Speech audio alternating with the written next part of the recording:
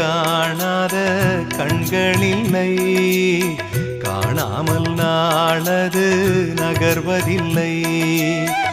கண்ணன் என்றாலும் கள்வன் என்றாலும் கருணை புரிவான் ஸ்ரீ கிருஷ்ண பகவான்.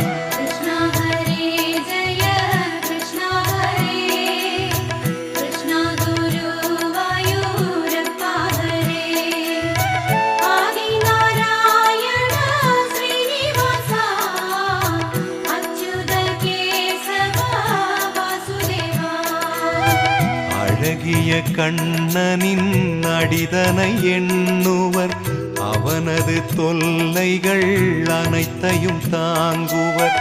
வெண்ணையை திருடிய கண்ணனின் லீலையை கண்டு ரசிப்பதே